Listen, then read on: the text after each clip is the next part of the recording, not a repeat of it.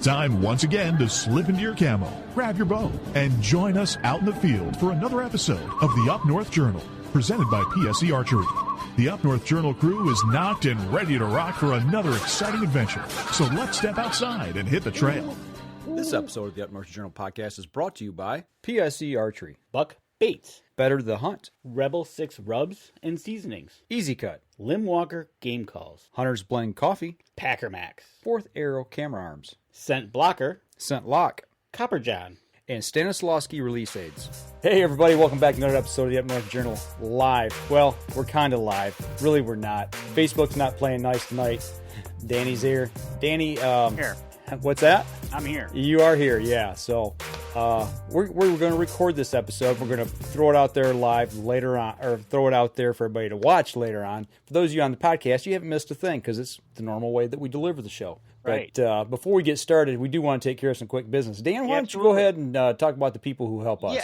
You know what? Exactly. You know, we're sitting here, we're doing our COVID thing going on, but you know, it's always good to help everybody get out there and support our supporters that support us. And you know what? The weather is being awesome. I know Mike grilled yesterday, so why not give rebel6rubs.com a check them out? Check out their line of rubs that they have, and if you use the promo code NorthJournal at checkout, you'll get 20% off your order. Absolutely. And then, you know, while you're sitting there eating, hey, why don't you go on over to Buck Baits? Check out the stuff that he's got from his scents and stuff like that, and other product line stuff that he carries. And you know what? Over there, if you use the code UpNorthJournal, you'll get 20% when you check out on your order as well. Mm-hmm. And what we're doing, Mike, you got your Hunter's Blend? Absolutely, sure do. All right. You know what? We drink Hunter's Blend here in the cabin. And if you go use the promo code capital UNJ, you'll get 10% on your order when you check out at huntersblendcoffee.com. But there's one more we got going on.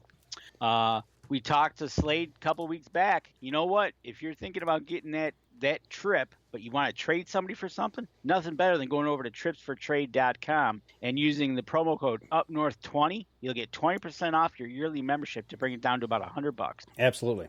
So there you go. Get out there, support those people for us. Well, Dan, how are you doing, man? I mean, I haven't seen you in, 3 weeks now? It's been 3 weeks since I think we actually seen each other. Yeah. But I tell you what, it is one of those things that, man, I've been working from home. Mm-hmm. I've been barely getting out. I get out to go do my walks. Okay. Well, that's good. Still getting the walks in. I've been doing the exercise. This weekend's been kind of a long weekend, but you know what? We've had technical problems. We're really about a half hour late into the show, so let's just get going here. I'm going to bring our guest in right now, and he's actually switched and moved around a little bit here, but we got Lincoln Rohn from Packer Maxx. Lincoln, how you doing, man? Hey guys, what's going on? Yeah, well, finally got you on here. I mean, it's been like pulling hen's teeth today trying to get this stream going, but you know what? We're just going to record it and we'll put it out there for everybody to watch here later tonight. Yeah, that sounds good. We just got to adapt and overcome, just like we have to do on our daily lives right now, huh? That's right. How are you doing over there on the west side of the state? How's this thing treating you guys? We're doing okay.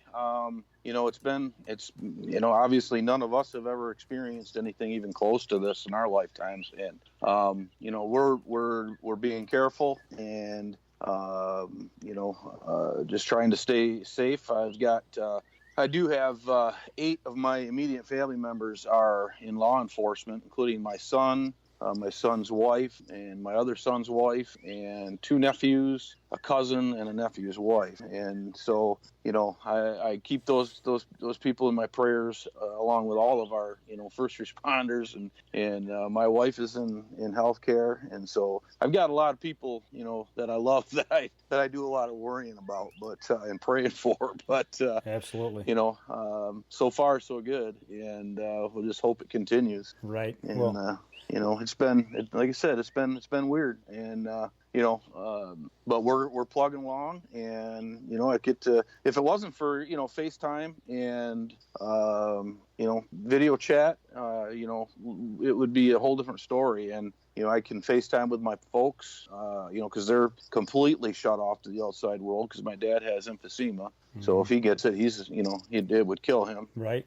And so we've been able to video chat, Skype, and FaceTime. And then, we've got a new grandson here not too long ago that is growing right before our very eyes that we haven't seen in 4 weeks. And so we were able to do a drive-by, on Friday and see, actually see him in person. So, but it's been tough, no question. How are you guys doing over there? Yeah, we're hanging in there. I think the hardest thing for me was yesterday. My grandkids came over. My oldest daughter and her husband brought the kids over. We stood out in the front yard, and we're all. It's like I hate to use the term, but it's like we all had the plague. We're all standing apart. Yeah. And my year and a half old granddaughter started running towards me. And I had to run away from her, and it became a game, for her sake. Right. But, man, I just about broke down in tears. It's like I can't even reach out and grab her and hug her, I feel you, man. I when we left my daughter's house with her, with the kids standing in the front yard, man, I broke down in tears. I was just like, this sucks. Right. But what do you do? Well, I've got some people that are in the healthcare industry down south. I've got 3 family members. I got, 2 cousins and my aunt who work, in healthcare, and they're dealing with it directly. Got some friends up here that are as well. And, Danny, how about you? I mean, give a shout out to the healthcare workers in your family. Absolutely. I got several cousins that are on the front lines, nurses, EMTs, a doctor, a couple of doctors. So, you know what? Absolutely. There's a big shout out to them people on the front lines that are out there. You can tell how it's even affecting the show Live PD that they usually do live was doing a special episode that they were all social distancing. So you can tell all around the country how it's affecting everybody. And here personally, exactly that way when things happen and like I got to work from home and we're returned back to work as whenever. But definitely Lincoln and to my cousins out there, a big shout out to the first responders. I want to give a shout out to my wife too. She's working as a checkout clerk at a grocery store here locally. She's been there for a while, and they have no PPE, man. They ain't got nothing to protect them. So they got a piece of plexiglass. Yeah. She does have a mask now. She's got a mask that she's using, but.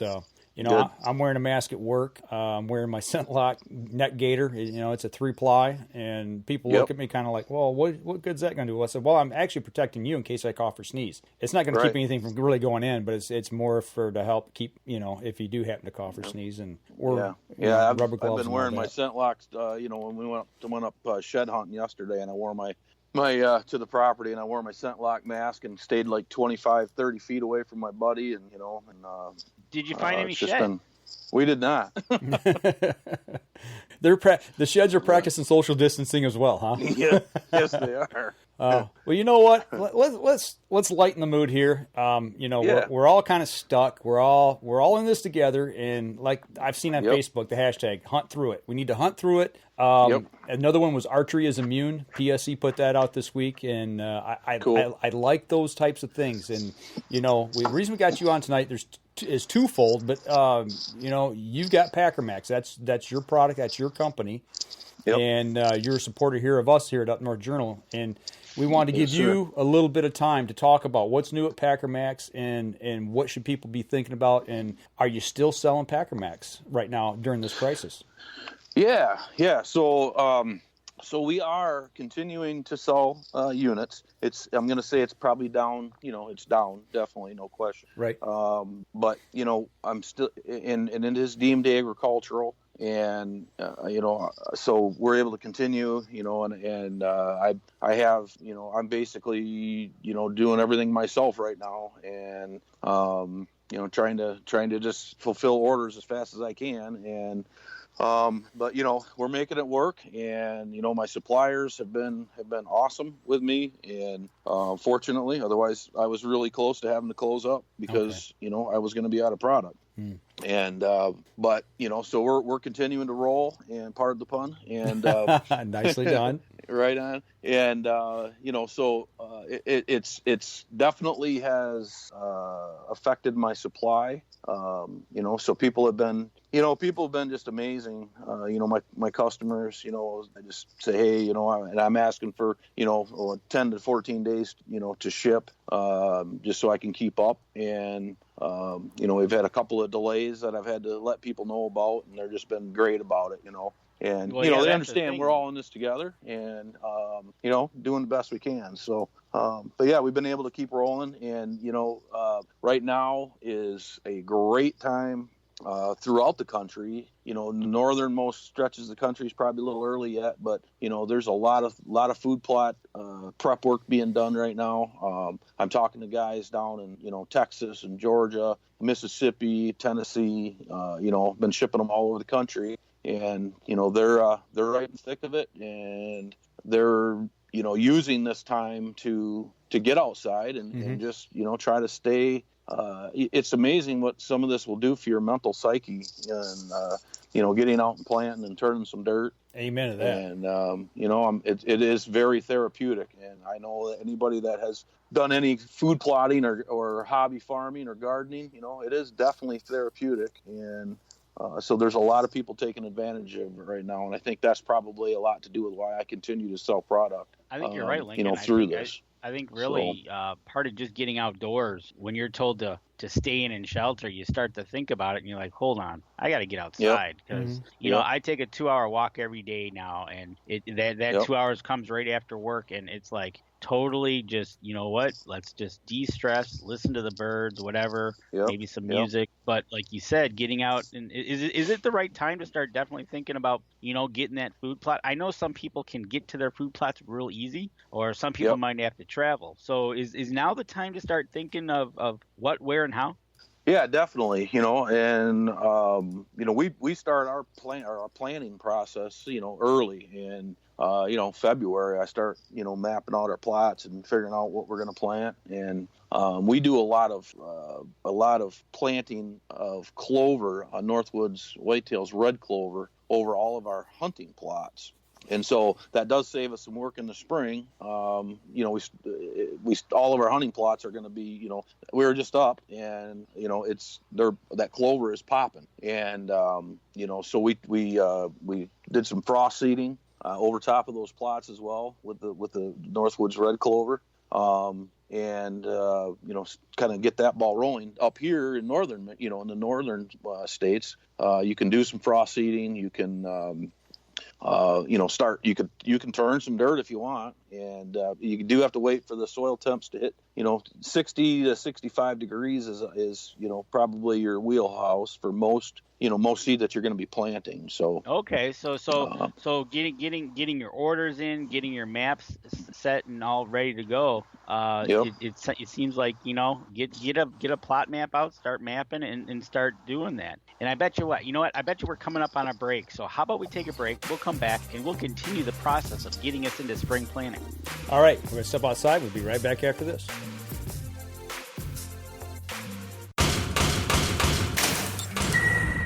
PSE Archery has reinvented the way you buy bows.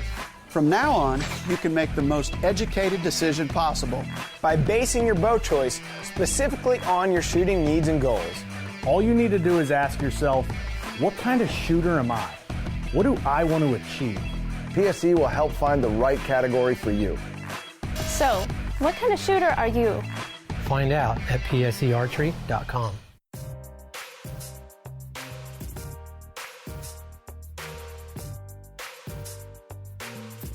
Welcome back. Second segment of the show. Sitting here talking with Lincoln Rohn from Packer Maxx, all the way over from the western side of Michigan.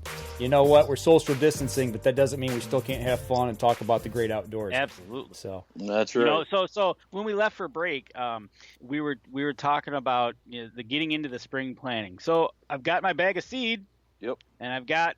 What do I need? What should I do? Can I do what should I do, Lincoln? I know one of the last steps is one of the great steps is using the Packer Maxx. But if I'm looking at a feral field, can I just drag it? Can I what? Give me some tips here that can help me get into the field, get the seed down, use that Packer Maxx, and get me a food plot.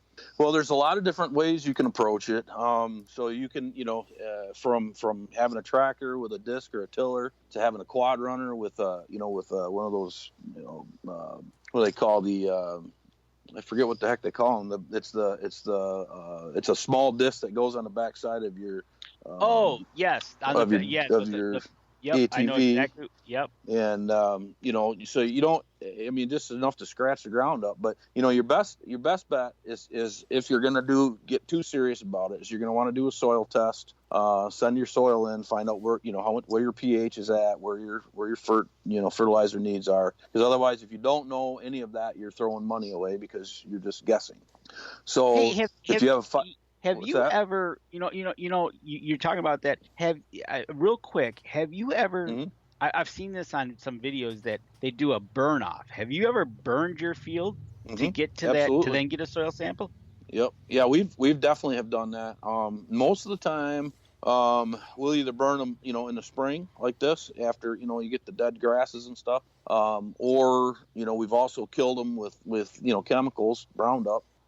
Cuss word, I know for some people, but we'll kill it off with Roundup and then burn the vegetation, and that works really well. And you can either till, you can disc, or you can just do a no-till version. A lot of guys are just broadcasting into even if you burned it, you can just broadcast into that, and then get your Packer Maxx Cultipacker, and you can pack the field, get your seed set down into the soil, and you could, if you're gonna till it, you get your fertilizer and lime down, you till it in, you broadcast, and then you would pack it with the Packer Maxx, depending on what you're planting. If you're doing clovers, you would pack it, and then you would broadcast, and then you'd pack again. Or if you're doing, larger seeds, you would broadcast into the, tilled soil, and then you'd pack again, and then you'd pack it in, and set that seed down into the soil, and then sit back and pray for some rain. One of the great things about using a cultipacker like the Packer Maxx is you can you get there's so many benefits to it. It's the last step in the whole process, but it really, really, really helps with seed to soil contact, seed germination rates, moisture retention. The channels that are left in the soil after you pack, it holds that moisture there, and it channels that moisture to the bottom, so it holds it there. It lets it absorb. Plus, by packing the soil, you're taking the fluffy soil and you're compacting it, so it's going to naturally hold that moisture better. So you're gonna have seed is expensive, so you're gonna have better germination rates. You're gonna have just a better overall performing food plot. And a lot of guys today are taking, they're serious about their food plotting. So they want to maximize their investment. You got a lot of money invested in lime, fertilizer, equipment, time.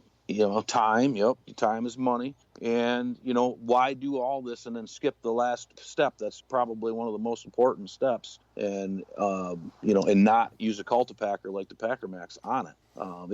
It just doesn't make sense. But it's probably one of the most overlooked things in the food plot industry is using a Packer Maxx, because you got they'll drag it with a fence, or they'll with a skid or something like that, just to try to bury that seed. Well, they're not, they're either going too deep with it or not deep enough, and they just don't have good germination rates, and they wonder why their success rate is not what it could be. And right, exactly.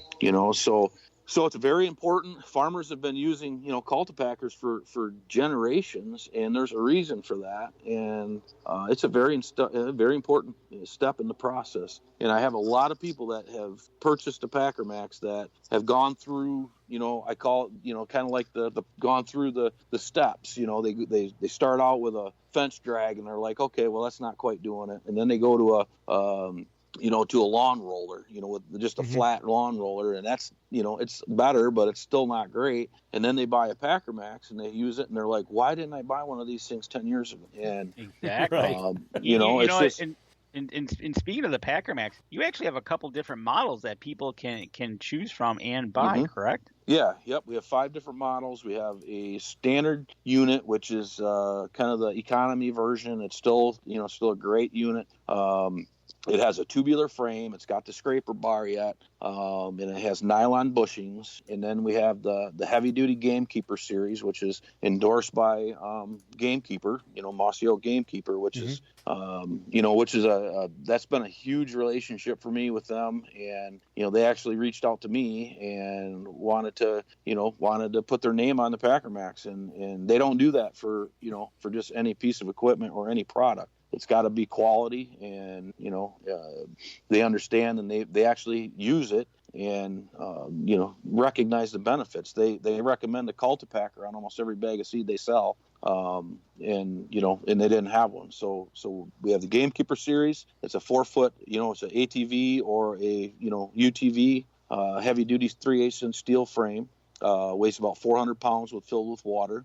And then we have a 8-foot version of that same unit. It's 2 of the 4-footers gang together, and then we have a 4-foot 3-point hitch model and an 8-foot 3-point hitch model. Well, you sent us some pictures here, and the one I've got up right now, it's got the little tiny tires on the upper side of that. Yes, sir. Is that something that you've just recently added to the heavy duty ones? Yep, it's brand new. A matter of fact, that is actually the picture I sent you is the first prototype. That we've been working on that all winter. That was one of my goals this year, was to get the wheel kit made. Okay. And it can be retrofit to any HD unit that's out there.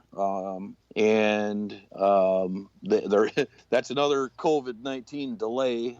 They are at the production facility. They're cut. They're bent. They've got the shaft welded on, and they are waiting to be powder coated. Oh, okay. So I'll be releasing the wheel kit very soon. I'm actually going to be meeting with my web guys to add it to the website tomorrow, and so it'll be on there, and you can pre-order if you want.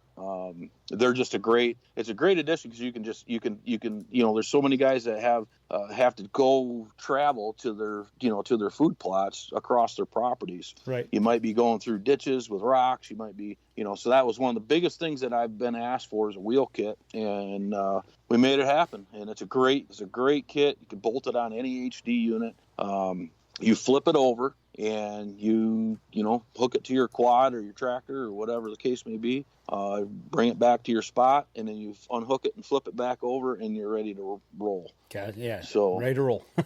Yep.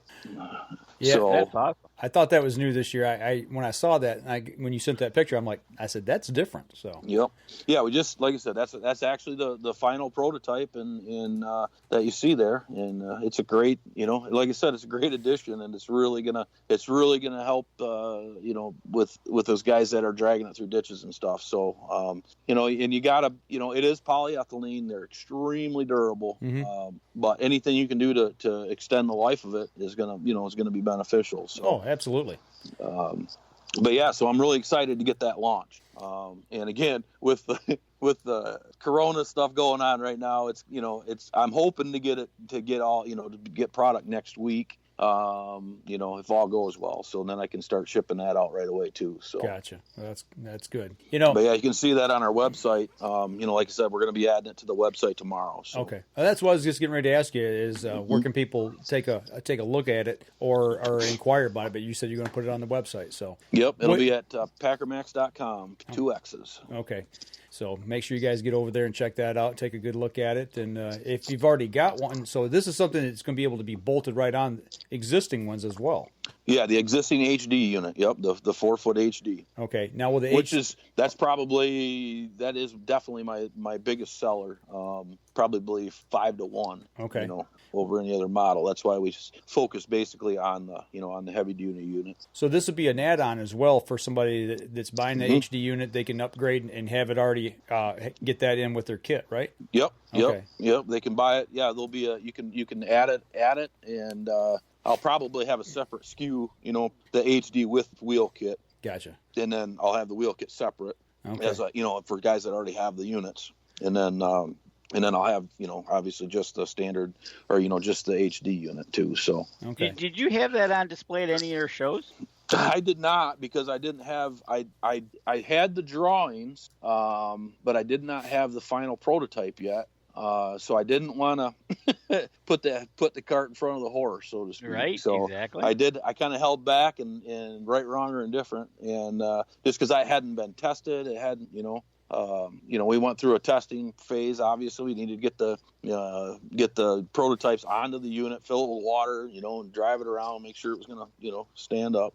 And so everything passed, and we got it approved, and we're ready to roll. So, but yeah, and then we had a couple of our shows that I could have talked about it on were canceled. So right, exactly. the Gaylord show and the Illinois Deer Classic were both canceled. So I got in under the wire. We just got the Iowa show in under the wire, and then that's when all hell broke loose. So pardon the pun. Right, exactly. So you were out in Iowa when this all kind of started taking place. You were out at one of the shows.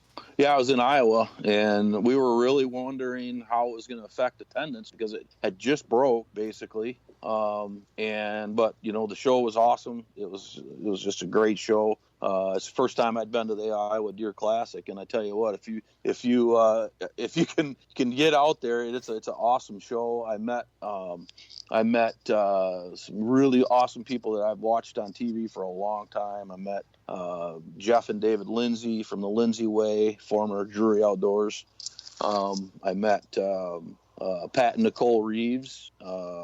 And then I also met Brandon Jennings and Dawn Jensen from Drury Outdoors. And Dawn, we're hoping to get her in a commercial. But again, that's been delayed because of all this crap. So right. So that's kind of neat having a Drury team member that's been on. Can you guys hear that? Yeah. So we have a 8:00 neighborhood howl. Hey, you know what? You got to do what you got to do to keep spirits up, right? Yeah, it's awesome, man. It really is. We set such a cool little community here. We're in a little lake community, and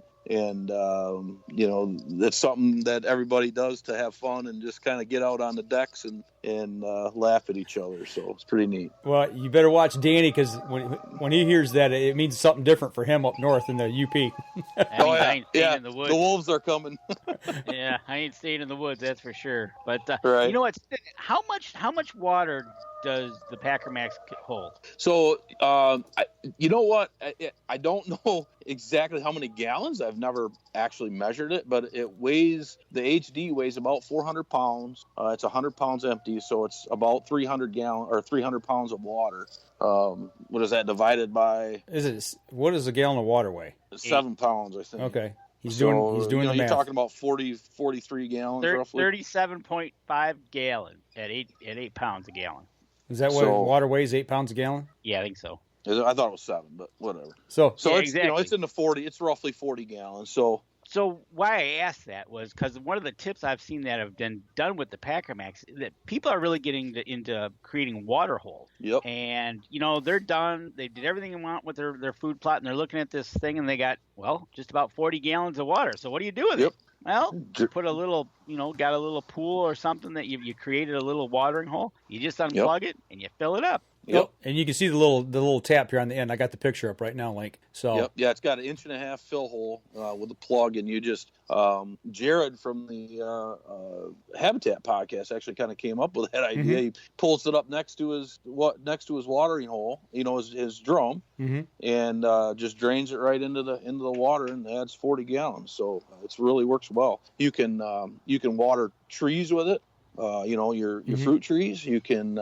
A lot of guys have no way to get water back to some of their remote spots, and they're trying to spray with backpack sprayers, and so they buy these little transfer pumps. Mm-hmm. It's got a little hose that goes down into the Packer Maxx, and they transfer. It's a battery operated transfer pump. They fire it up and they fill their backpack sprayer with their mix of glyphosate and or fertilizer or whatever, and they fill their sprayers with it. So. A lot of different things you can do with it besides just, and you can maintain roads with it. A lot of guys have, 2 tracks going through their properties. You get, as you're using your quad on it, it gets that center, how the centers build up in the, mm-hmm. and, it helps keep your roads, maintain your road system. And, so it's a good, lot of different things you can do with it. The thing I learned last year, we took it down to Indiana, down to our lease. Yeah. And we made this little honey hole. We cleared out some trees in this small little spot. We wanted to put a little kill plot. Yep. And after we pulled stumps and everything, we took the Packer Maxx and we were going to level the ground for where the stumps were. And as we were going around in circles, I noticed that the actual grooves, by turning, is actually cutting and tearing the soil up. And it's almost like a small till as well. Yeah, you roughed. I remember that. You had it was. I mean, and that's really all you need. I mean, right. You don't need. As a matter of fact, a lot of people are going to light tillage, very light tillage, and you can, if you've got bare dirt, you can get stuff to grow. So once you broadcast onto that dirt, you would pack it again. And I would, if you're doing stuff like that, I usually recommend increasing your the amount of seed, like maybe go whatever the recommendation is, go another 25% of seed. Okay. And then pack it in and call it a day. Yeah. So give us hunters a chance to figure something out. We'll come up with a way. Oh yeah, absolutely. Yep. Yeah. So and then and then you can, like I said, I've got a lot of guys using, it's the Groundhog Max. That's what it is. On their quads, and then just enough to scratch that surface and get some dirt showing, and you guys are off to the races with a great plot once you pack it all in. So, I tell you what, we're bumping up here on our second break. Let's take another break. We come back. You've been involved in something else that's really pertains to us hunters, and I find it very interesting. So when we come back, we're not going to tell you what it is just yet, but we come back, we're going to get into what else you've been doing. So we're going to step outside, and we'll be right back after this. Cool. PSE Archery has always dominated the speed category. Now, the most revolutionary cam system ever to hit the market has perfected the shooting experience. Introducing PSE's Evolve Cam System, featuring extremely high let-off capabilities and the smoothest draw cycle in history. No other cam system has ever delivered this level of total comfort and total control. Experience PSE. Experience performance. Welcome back, third segment of the show. We're talking with Lincoln Rohn from Packer Maxx. We've talked 2 segments about food plots. We've talked about Packer Maxx and what's new with Packer Maxx. But Lincoln, you started dabbling in and got your hands into real estate and selling real estate, specifically to outdoorsmen. Yeah. So I got my real estate license, and I sell for, my broker is Stony Creek Realty, and we specialize in hunting property, farms, and recreational properties. And I started, I'm just starting to kind of get into it. I actually sold my very first property a couple of weeks ago, and again, we were able to close just before all this happened, so that was very nice. So Stony Creek Realty, if you're looking for hunting property, a farm, a cabin, definitely hit me up. Okay. And I can help you with that anywhere in Michigan. And it's been really interesting. I just showed a property this morning, 43 acres right here in 4 miles from my house in Greenville. And it's a beautiful piece, absolutely gorgeous, and it's just like a big major travel corridor. And I tell you what, it was awesome. That's been fun for me too, is to get out and tour some of these properties. Get boots on the ground, look at all these different properties around the state. It's been pretty cool. So, have you found anything that kind of shocked you, as far as like, wow, I never thought about this? Maybe seen something that somebody else had done on their property that you might incorporate into your place? Everybody's got different setups. It is interesting because, and I'm finding that a lot of property owners are doing habitat work now, and everybody has their own takes on, there's all these podcasts, all this information out there on the internet, and Facebook and all these groups. People are learning along the way. And what I think is really cool is that any habitat improvement is a benefit to not only whitetails, but to many different species of wildlife. And, all the improvements we've done on our own property, I've noticed a huge increase in grouse numbers. Okay. Awesome. And, we're doing all these, hinge cuts, and we've done timber stand improvements. And, all of a sudden we have a great population of grouse. you know, and you know, and our whitetails are loving it. So, but yeah, I've seen a lot of people that have been doing a lot of work on their properties that, you know, that 10 years ago you just didn't see. Okay. And so it's kind of neat. But you know, and again, everybody kind of has their own take on hinge cutting and food plot architecture. You know, it's just kind of neat. Well, with that being said, and now that you're into real estate, and you said, and you're right, this is really kind of taken off in the last 10 years or so. People are really getting into the habitat. Does that add value as far as the increased value of the property? Absolutely. Okay. If somebody were to do, on average, what do you think it increases the value, you know, percentage-wise?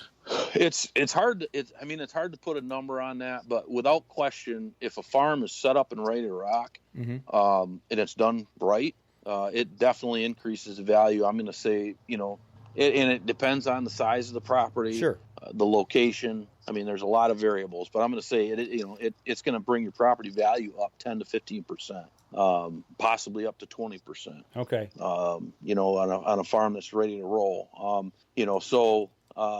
Some guys, you know, I have talked to a few people that want a blank slate though. So, you know, it just depends on the person, the buyer, the seller. You know, I mean, there's a lot of variables involved into what I'm finding. So, you know, and look, I know you just kind of got into this this side of the business, but I got to think, especially after this current plague crisis or whatever you want to call it, COVID crisis is over with. I got to think people are going to want to start saying, you know, I need a place to get away to up north, just to kind of get secluded and isolate a little bit in case something like this happens again. Are you guys planning, or are you thinking ahead that this might be the case? Yeah, I think no matter what the economy does, you know, I think that land values are gonna, you know, stay steady, at least for some time. You know, and yeah, I think you're gonna find that there's gonna be a lot of people that are gonna be looking at this situation, just like you said, and going, you know, even if it's only 20 acres, you know, let's get someplace that we can, I'll say bug out to. Right. You know, just like when all this started happening, I called I actually put it in a group text to all my family members and said, listen, if push comes to shove and we can't contact each other, you are to grab all of your guns. I sound like a prepper. I'm not, but I'm just being real. Right. Grab your guns and any non-perishables and go directly to the cabin. Right. And that's where I'll be, you know? And so, you know, if for some reason we can't get a hold of each other, that's, you know, to head north. And, you know, we'll set up, we've got a pond full of fish.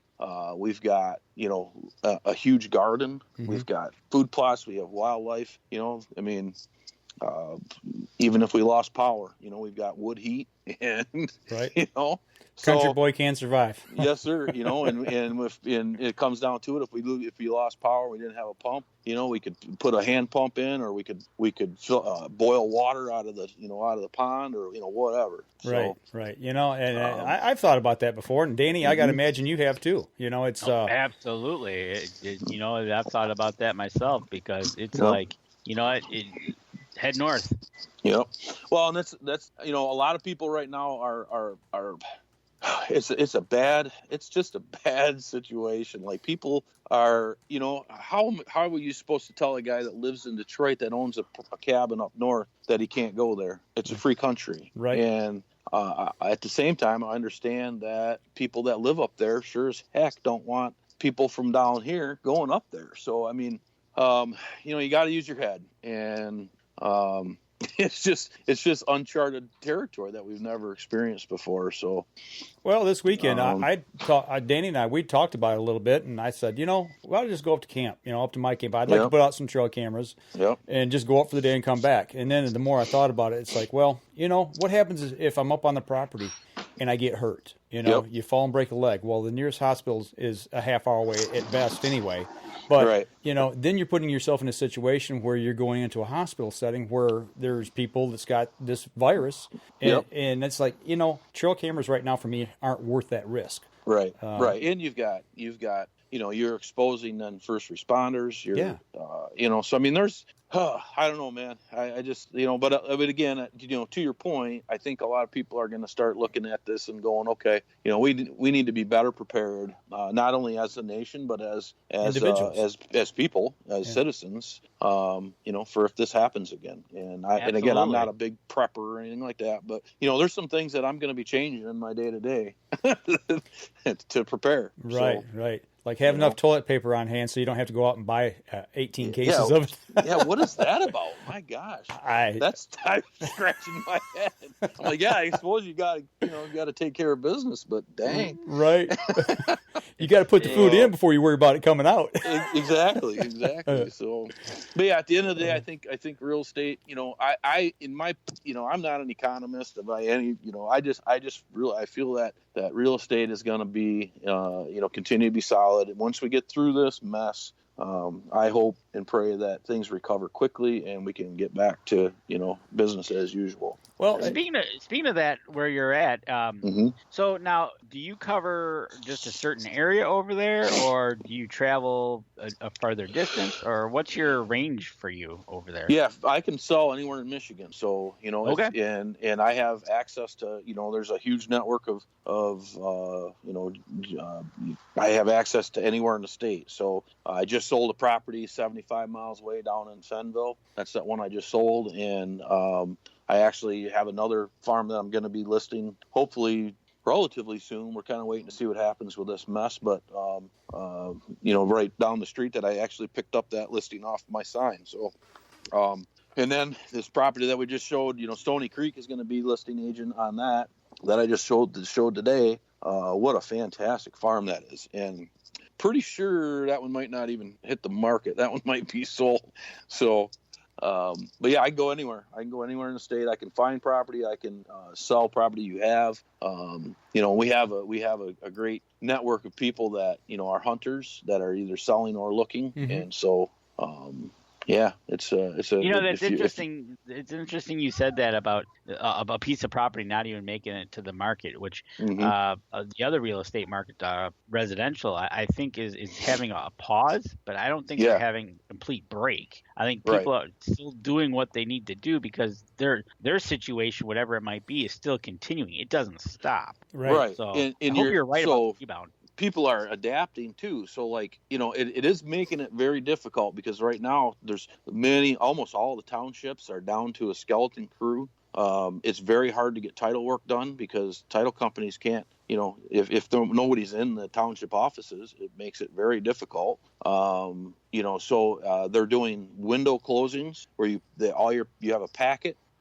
They hand it to you in your car. You can wipe it down if you want. You open it. Everything's marked where you need to sign. You sign in your car. You put it back in the sealed, those, what I'm talking about, those plastic envelopes. Seal it back up, hand it back through the window, and, they'll go in and get you copies, and away you go. Or email copies, whatever. And so, the industry is definitely, and you can do, there's so many things that you can do with electronic signatures now. A lot of times, like the guy that we're listing, he's down in Florida and it's just all going to be done electronically. So, you don't have to have a check. They can, they'll just electronically deposit it right in your checking account. So that's the way we sold our cottage up in Mackinac. We didn't have to go up there at all. I was blown away. And that was 3 years ago.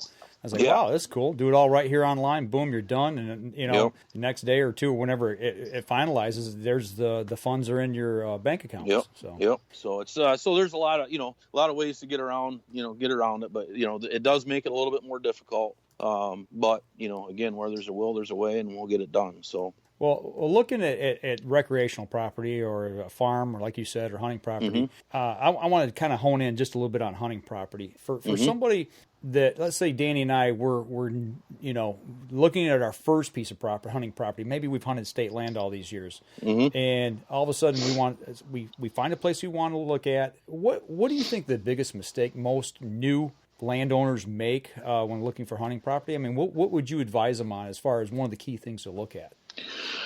I think it's going to come down to kind of your hunting style. A lot of guys have, they have to be you have to kind of adapt to the property. And, unfortunately, there's a lot of variables involved from what your budget is, the location you're looking, what your want list is. Gotcha. Or your wish list is. So I think you kind of have to be careful, and you don't want to go into a property and get too overexcited, and and then buy the wrong piece. That's not going to be right for you. So I think that's where my job comes in, is to really analyze your wish list, your budget, where are you looking for this property? What are your wants and needs? Do you need a facility to stay on or not?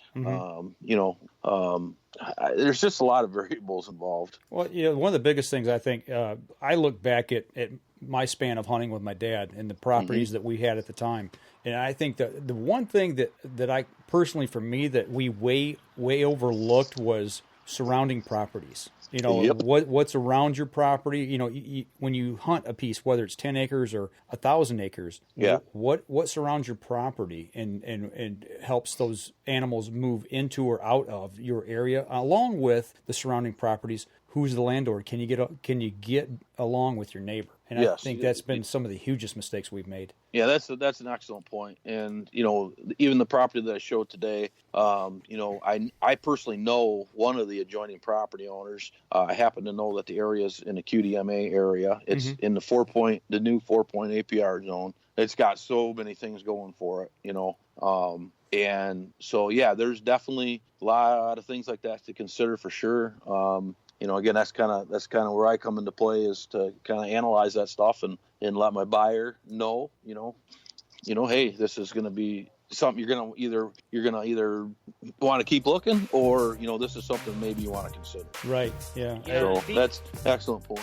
Speaking of considering, I got a question that I want to consider asking you, but I think we need to go to a break, and then after the break, I'll ask it. All right. Well, let's do that. We'll step outside real quick. We'll be right back after this. Sure.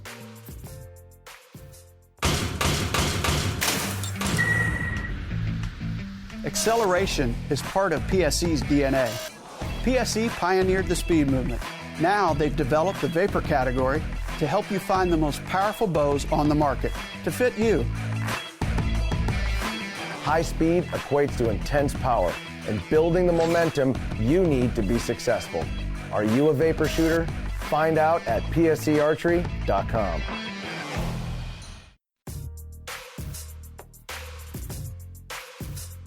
Welcome back. Last segment of the show. Right before we stepped outside for a break, Danny said he had a question. So, Danny, what we got? Hey, I was thinking, Lincoln, can you were talking about how you're selling a farm, and I know some of these what you say as a farm, they do have tillable acreage. And I don't know that aspect of it, but could you potentially buy a piece of property and be able to lease off to make money back? I'm just asking because I don't know. Yeah, absolutely. There's and again, I'm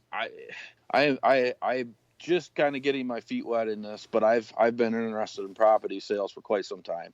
And with our own property up north, there's different things that you can do to generate income off your property, whether it be timber harvest, whether it be you can lease, you can actually get on good tillable, you can get a nice chunk of money back. Okay, because I didn't know, and I was like, I know you could make money off the timber, but I was like, okay, so you got all this tillable field for farmers, but yet you can, okay. Yep, definitely, and that's one of the things that we do look at is income potential on a property, and like the one that I just showed today doesn't have any tillable, but it's got some great spots for food plots, and it has probably right out of the gate probably $15,000 to $20,000 worth of timber harvest available. So which you may not do it right away, but you at least know that that money is there when that time comes. So tillable is definitely a good way to make a great income off your property. And still, a lot of guys will lease to farmers, and then they ask as part of that lease to leave some of the crops standing for their wildlife. Right, exactly. So cool. I didn't know, and I just wanted to throw that out there as a question because I see it and it's like, wow, that'd be a good piece of property. But what do I do with all this open land? Yep. Yeah, you can lease it out. Farmers there's tons of farmers that are just hankering to buy, to lease that property, and they lease a lot these days because then they don't have the investment of the actual property investment. Well, well, before we get off topic on this, I'm gonna put your business card up. It's what it looks like to me. This is where they can find you. If anybody, even out of state, that's looking for some hunting property or recreational property in Michigan. Yep.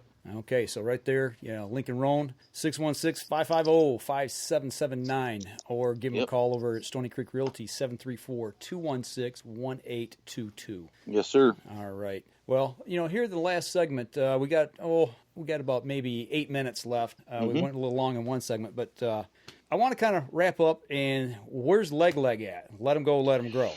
So we had a meeting earlier this year to kind of figure out where we wanted to take the group. We still have about 35,000 members. It's become a great resource at this point.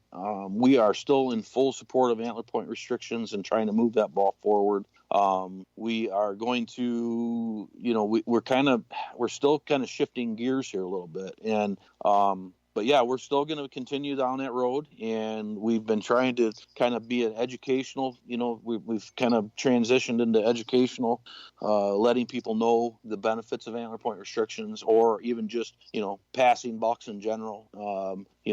You can find a lot of habitat information on the page. You find, I just posted Jeff Sturgis's video with the water hole video. And okay, yeah, exactly. And that's the thing. Education, I think, is definitely a valuable tool to use with what you guys are doing. And at 35,000 strong, you got a lot of mouths there to spread the word and educate more and more than you typically would normally have. And that's awesome that you're continuing that.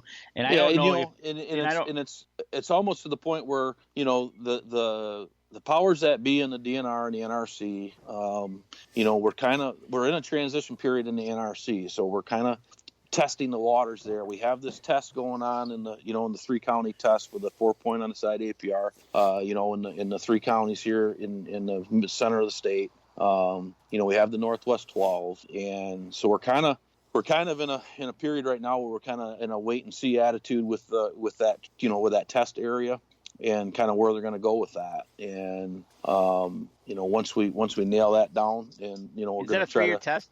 What's that? Is it a 3-year test? I believe it's a 4-year test. So, Okay. But can you imagine Ionia County, Mecosta County, Montcalm County with a 4 on the side APR? I mean, it's just going to be a game changer even with CWD, because there's going to be guys that are still going to be managing their herd as they see fit and doing what's right for the herd. And you got a 4-point on the side APR, you're going to have a lot of guys that are going to be shooting does because they can't shoot the little bucks anymore to put for food, so they're going to shoot some does. You're going to have a whole age class of animals make it through to 3 and 4 years old, and there's going to be some, you mark my words, you watch those 3 counties, there's going to be some hogs shot out of there in the next couple of years. Well, so, and that's the whole goal of it, is doing the management, but also letting them get into that next age class. Yep. So. And and with CWD, there's been some I just posted this video on the page. It's the United Michigan Deer Farmers Association. Mm-hmm. I've learned a lot about deer farms over the last couple of years. We kind of teamed up with them a little bit to try to let our legislature know that we're in this together, right? And I am convinced that private money is going to find a cure for this CWD. And there's been some great strides in genetic testing. This humic acid. If you jump on the Let 'em Go, Let 'em Grow page, I shared that video, and Dr. Dennis Simpson. They have a research facility, and it's state of the art. It's over by Detroit, and they are doing genetic testing. They're doing testing on humic acid, and they've actually been able to prove that humic acid degrades the prion to the point where it's ineffective. And so that is a game changer. And it's a natural fertilizer. Humic, I don't know the ins and outs of it 100%. I'm only going by what I saw in the video, that this humic acid is actually produced as the forest lands, as the stuff decays.